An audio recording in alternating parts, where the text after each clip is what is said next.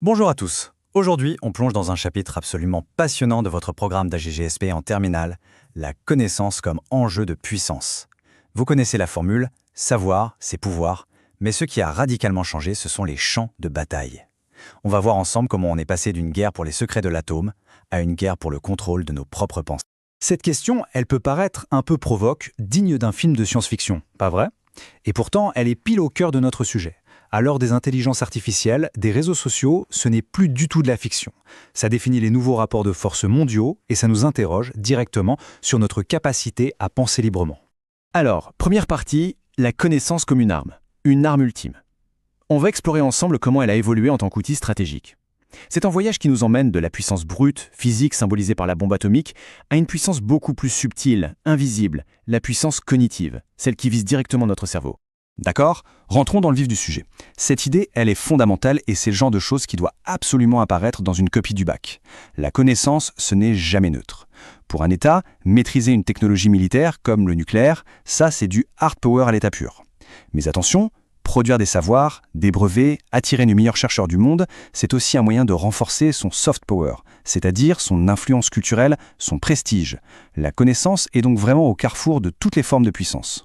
Maintenant, en faisant un petit saut dans le temps avec notre étude de cas historique, un incontournable du programme, la lutte clandestine, la guerre de l'ombre pour l'information pendant la guerre froide. C'est vraiment le moment où la connaissance devient un enjeu de survie pour la planète entière. Alors, pour bien comprendre cette période, il faut maîtriser cette notion clé, le renseignement. Attention, ce n'est pas juste de l'espionnage façon James Bond, c'est un cycle complet. D'un côté, on collecte l'info sur l'adversaire, on l'analyse, mais de l'autre, et c'est absolument crucial, on protège ses propres secrets. C'est le contre-espionnage. Et à ce petit jeu, la CIA américaine et le KGB soviétique étaient les grands maîtres. Ce qui est vraiment intéressant avec cette chronologie, c'est de voir à quel point les choses s'enchaînent vite. C'est une véritable course contre la montre. La création de la CIA en 1947, c'est une réponse directe à la menace soviétique. Et regardez, 1949, l'URSS a la bombe atomique, bien plus tôt que ce que les Américains avaient prévu. Et comment? En grande partie grâce à l'espionnage, à des agents qui ont infiltré leur projet top secret. Chaque date que vous voyez ici, c'est une nouvelle étape dans l'escalade d'une guerre invisible, mais absolument décisive. Le point crucial à comprendre ici, c'est que l'enjeu était total. Ce n'était pas une simple collecte d'infos pour le plaisir. Voler les plans d'un sous-marin nucléaire, démasquer un agent double, ça pouvait littéralement empêcher ou au contraire provoquer une troisième guerre mondiale. C'est ça l'équilibre de la terreur. Et il reposait presque entièrement sur le renseignement. Allez, on quitte le passé et on revient au présent. Si la guerre froide, c'était la grande bataille de l'information, aujourd'hui on entre dans une ère complètement nouvelle, celle de la guerre cognitive. Et là, le champ de bataille, ce n'est plus un territoire, ce n'est plus un secret industriel, c'est l'esprit humain lui-même. Voilà une définition à maîtriser sur le bout des doigts pour le bac, parce qu'elle est au cœur des enjeux d'aujourd'hui. La guerre cognitive, ça va bien plus loin que la propagande de papy. L'objectif, ce n'est pas seulement de convaincre, c'est de saturer nos esprits, de créer de la confusion, d'exploiter nos faiblesses psychologiques, pour nous empêcher de penser clairement. C'est une stratégie de déstabilisation en profondeur de toute une société. Et cette diapo, elle illustre parfaitement le changement d'époque. C'est radical.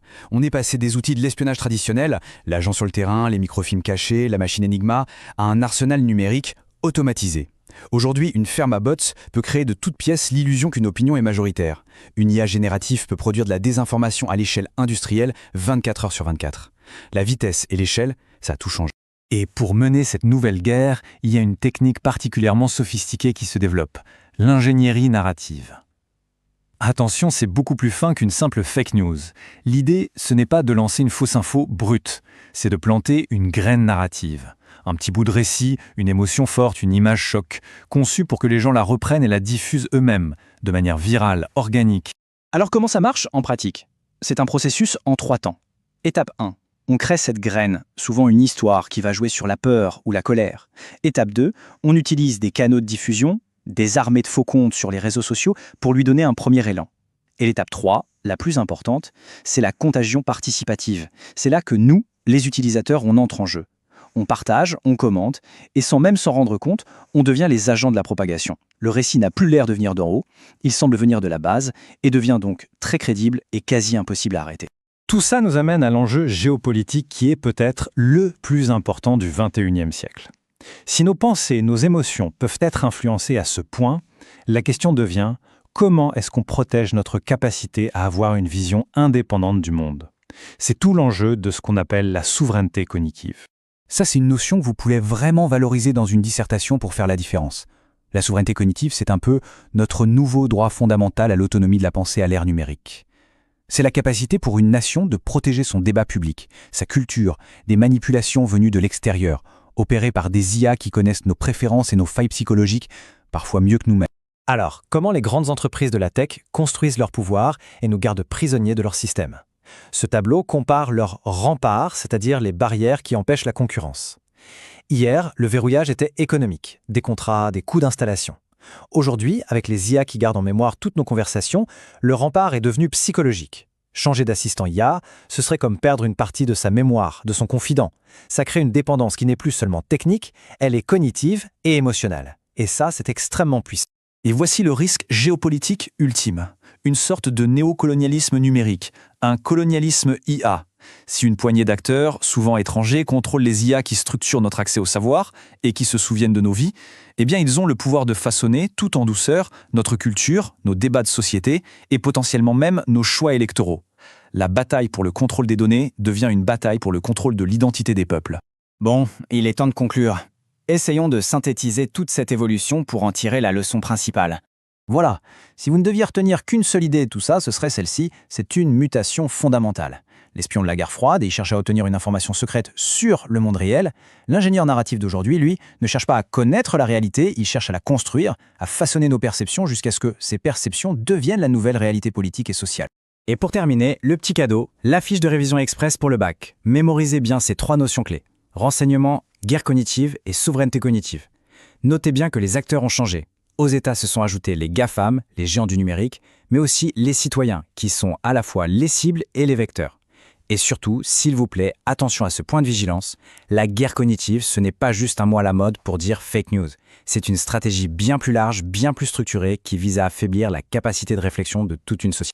On va se quitter sur cette dernière question, parce qu'au-delà des États, au-delà des entreprises, cette bataille, elle se joue aussi au niveau individuel, au quotidien. Savoir qui contrôle les récits qui nous façonnent, c'est la toute première étape pour reprendre en main sa propre histoire, une histoire personnelle et une histoire collective. Merci pour votre attention et bien sûr, bonne révision.